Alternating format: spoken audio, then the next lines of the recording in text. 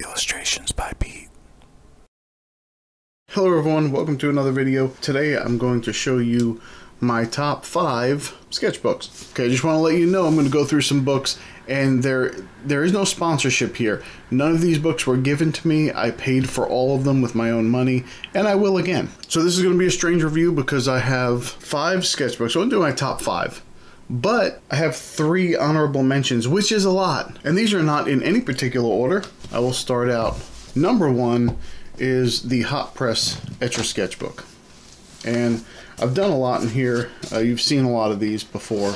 But for pen and ink, for watercolor, smooth watercolor, it's just a really good book. It takes everything that you can throw at it. Watercolor, gouache, ink, anything really. It handles it very well, and it warps a little bit. It doesn't really buckle that much. The weight of the paper is a little less than some of the other watercolor books, but the paper is excellent quality. And so one of the things, I will point out something it's not really a negative, but it's just something to keep in mind. If you use a technical pen, like one of these rotating isographs, which is how I did this one, you will feel the scratching. The texture of the paper is not as smooth as like a plate Bristol. It's hard to explain, but it's a softness to it. It's really nice. It's a very nice paper. But because of that, when you use something like this, and you have that, let's see if I can show you that little, looks like a needle tip on it, and you go ahead and put that on the page, it does catch sometimes. It doesn't drag exactly smoothly, and that's the pen. It's not the paper's fault. For anything else, when you use a fountain pen or any other multi-liner, it glides on this paper, no problem. These tend to scratch softer papers, and that's just how it is. So you can feel the texture on here. I could feel where all that ink is. On occasion, you will have where the binding breaks a little bit. You can see this one broke right here. It's okay. The book is still usable. It was just that one signature. I believe that bundle is called a signature, and so that's fine. But for everything else that you put on it, it takes it well. It's nice. Now this is on the glass dip pen. I can feel a little bit where that was, not everywhere like I could with the Rotring, but yeah, you can feel a little bit. It's okay. It holds everything great. The colors are very vibrant on it. It doesn't dull the colors at all. So I don't have any landscapes in this book, but this was an area that I absolutely soaked it and then just put the color in and let it spread out a little bit in this little area. There was no hard edges. It didn't dull the color at all. It's nice. Now there's something to note, just so that you understand. For some reason, this first page, it sits up. See if I can show you that. Okay, this first page is bound here, and you see that there's a little extra where the paper is. It's the first page. It's like that as well on the cold press. I don't see it anywhere else in the rest of the book. It's a first page and a last page thing, but it's just how the book was put together. It wasn't a mistake that they made. It's just how they chose to design the book. And no complaints. I will definitely always have one of these to use for anything, drawing, watercolor, ink, any kind of media really. Okay, next we have the cold press book. You can see I still have a page taped off here. Same thing here on the front and back. You see that little extra bit of paper that's joined first and last page. That's just how it is. This takes a lot of water. I soaked this page. It was terrible how much water I put on here, and sometimes I'll do that if I'm testing something out, which is what this was. I was just testing this out, and soaked this page pretty well. And the thing that I love about this book, which I believe you can see, I'm going to zoom in a little bit, but you can see this texture really well. It's a pretty texture on here. It's almost like rough press paper, not just cold press paper.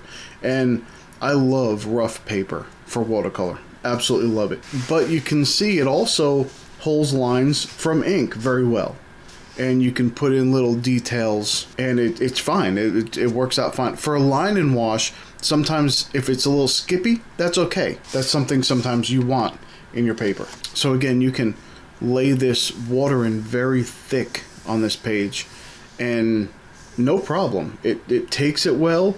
It's very easy to work on. You can lift well with it. You can layer well with it. Now here's where I was trying to experiment a little bit more, and it took it very well. This is definitely one of my favorite books. I'll do a full flip through when I'm done with it, but easily one of my favorite books to work in.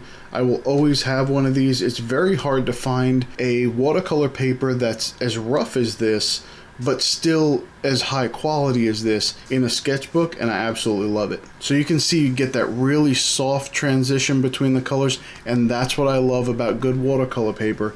Is I started out with a almost like an orange color down here, went up to a yellow, then a pink, then a blue in layers, and it just blended seamlessly in this area.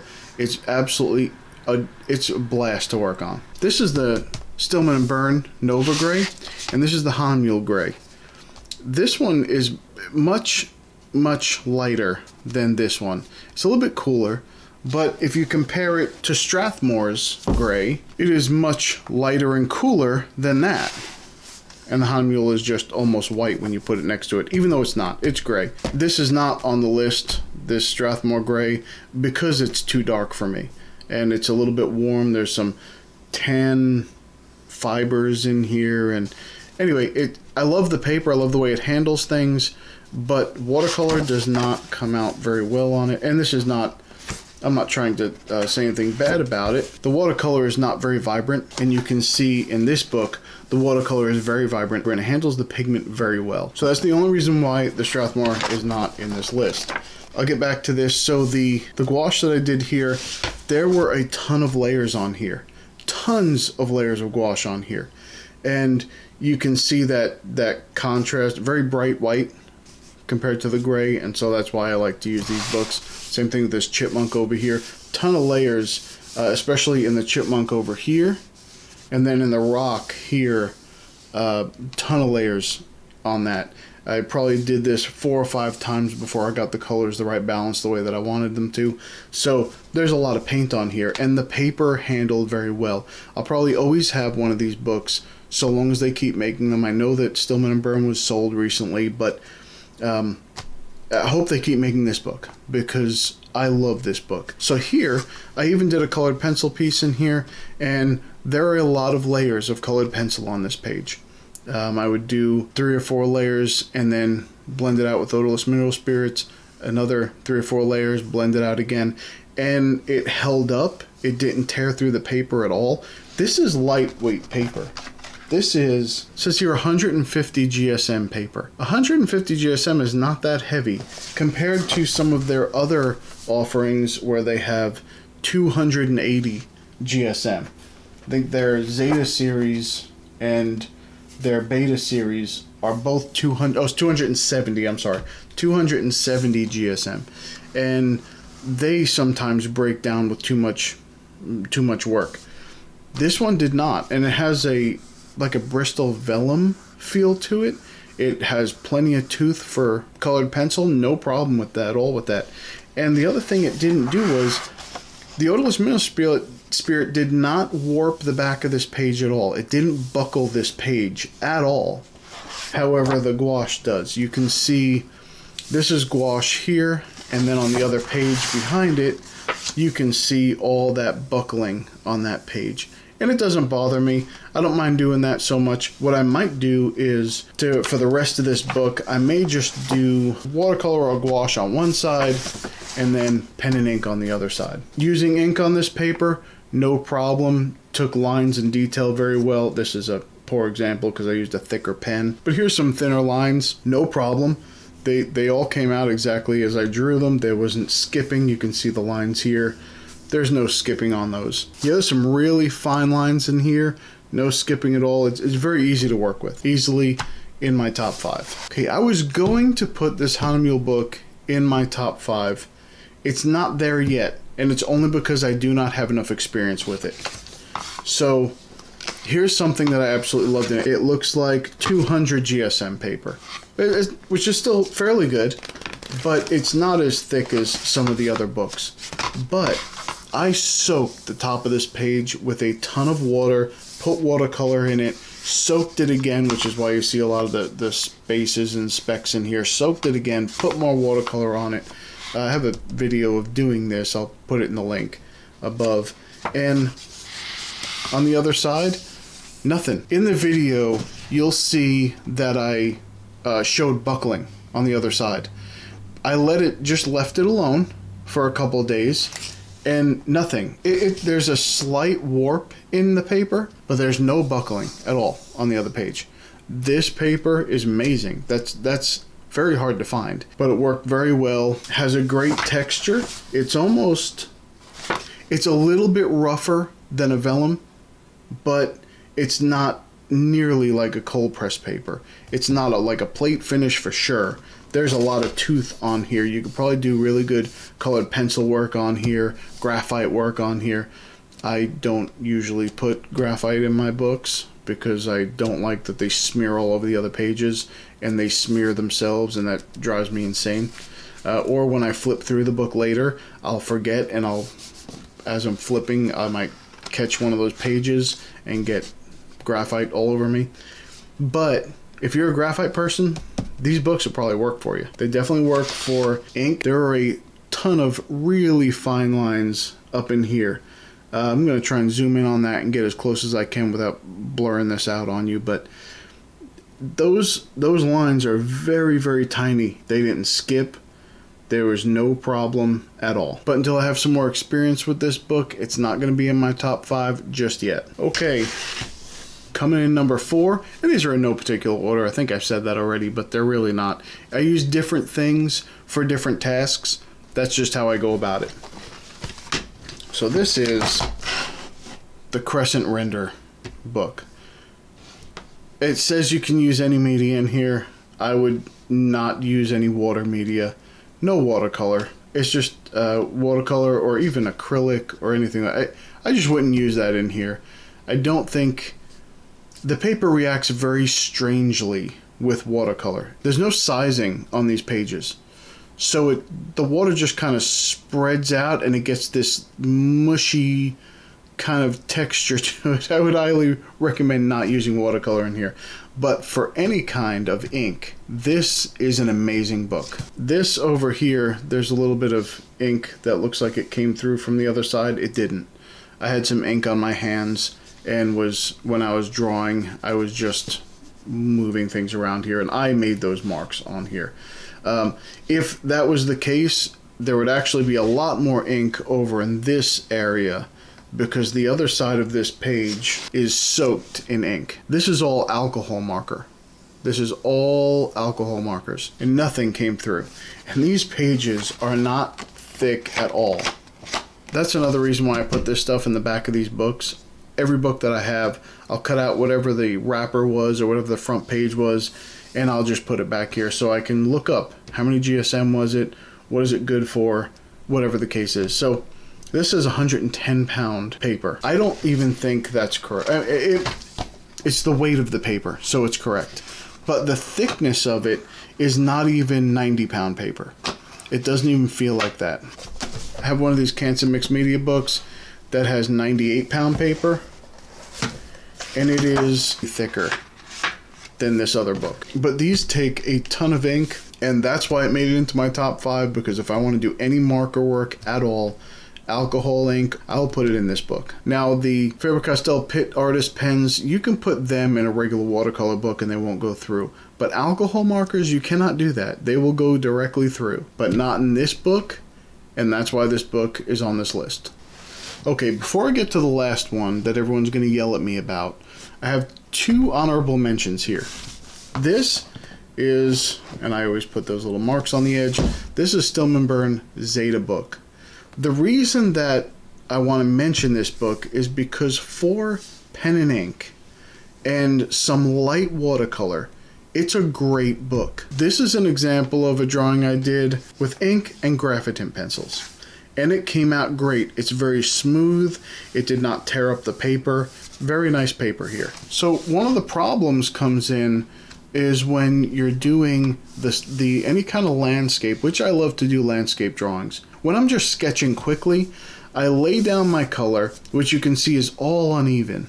It's very uneven in here.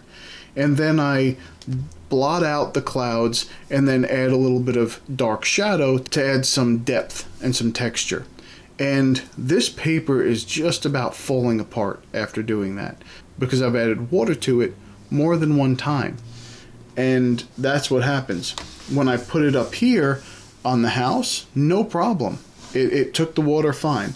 Put it down here, no problem. It took it just fine. But when you're adding layers, it tends to fall apart a little bit easier. Now here's a drawing I did, and this is going to be a story. I have a story that I wrote about this drawing here, and I'm going to share that with you sometime soon. The ink work worked out just fine. I think I just did this with a regular fine liner, and then I put the watercolor in and it handled it fine. When I did this drawing, I used a fountain pen that had a finer point to it. I think that drawing with any kind of metal instrument in this book will tear it up a little bit. And as it starts to tear up, the ink doesn't take so well sometimes. This is with a wider tip fountain pen, and I still feel, wherever I put in that heavy color, I still feel that paper torn up a little bit. It's not hard to draw on. I only notice it after I'm done drawing, but I can feel these rings here. I can't really feel the detail in here, and this is very fine detail. I can't really feel this in here. But wherever I put a ton of color on, it destroyed the paper a little bit. This was done with a regular fine liner, and I cannot feel this at all. Even in the thicker spots, can't feel any of it. And this is one of my favorite drawings in this book, but for that reason, this is not in my top 5. If you only draw with fine liners, go ahead and use this book. If you use fine liners with just filling in color with watercolor, go ahead and use this book. This is a great book. The Stillman Burn Zeta series is a good book. It's just not in my top 5. Okay, another honorable mention is the Field Watercolor Journal from Handbook. It has fluid 100. I'm sorry. It has fluid paper in it, but it's not the 100 variety as far as I know. The Fluid 100 is 100% cotton. I don't believe this is. It's only acid free. Now here was the test for this book. This was a painting that I did. It was a part of the virtual instructor course on gouache, I believe it was. I did this in gouache. And the thing that was remarkable about this book is how many layers it took. I don't think I could count how many layers of paint that I put on this particular painting. The detail was amazing. It took, for a cold press paper, it took great detail. And that was one of my favorite things about this book. There's a ton of detail in here, and it handled it without any problem. It's thick enough. I put a pastel ground on here. I believe it was the Color Fix pastel ground on here, and was able to put a pastel painting in here. This is all solid ink, but it's India ink. It is not alcohol ink. And it took it no problem. Did not go through to the other side. All these marks all over here is from this. And this is where the book had some trouble. But really, it's about using the right tool for the right job. This is the Graphitint pencils, and as you go over anything that's cold pressed, you'll get these little pockets of pigment that kind of just sit in here, and it'll get all over my hands as I'm touching it now. And you can wet it and it doesn't dissolve all the way. That's not a criticism of this book. That's how the medium works on a cold press book here. One thing I really loved about this book was that it did soften. It's a very soft blend of these colors here. You put the water on, it blends softly. There's no hard edges inside of this sky. There's no hard edges in this color here. It works very well to blend color. Matter of fact, when I first got this book, I liked it so much that I bought another one before I finished the first couple pages in this book. And I have another one sitting on my shelf. The thing is, I've come across books that do this a little bit better than what this does, and so I will use this on occasion if I want to do something a little bit bigger, because I believe it's a 7x10. But usually I use the other books that I have there. If I want that cold press paper, I'll go over to the Etcher Sketchbook, and it'll be a little bit nicer for me. But I have nothing against this book, and that's why I just wanted to mention it. Lastly, and this is where everyone's going to get upset, the Canson Mixed Media XL book. Why is this in my list? Very simple.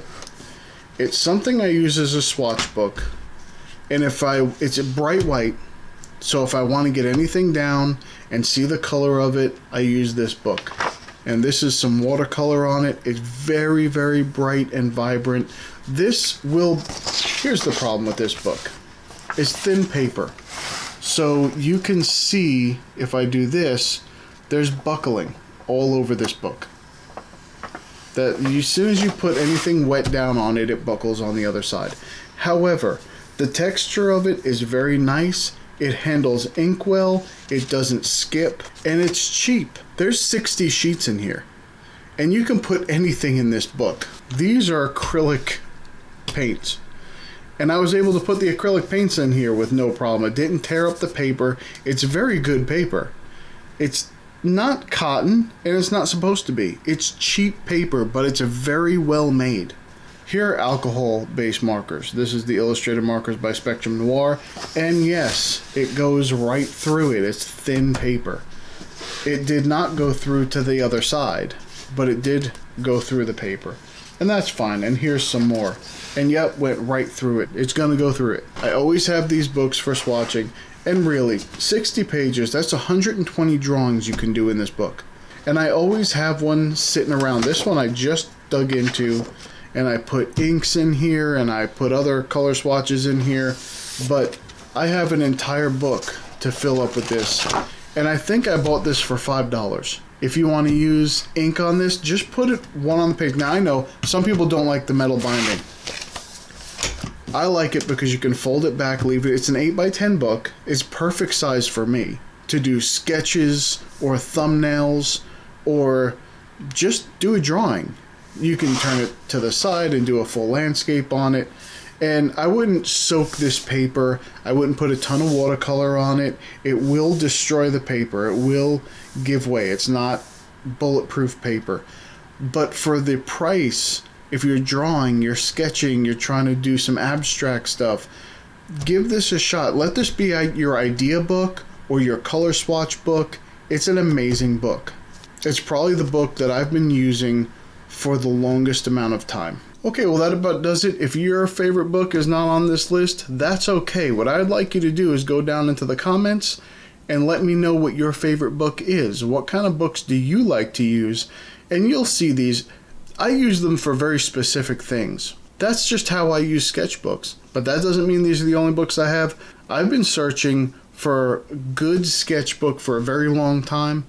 I've tried dozens and dozens of different kinds of sketchbooks.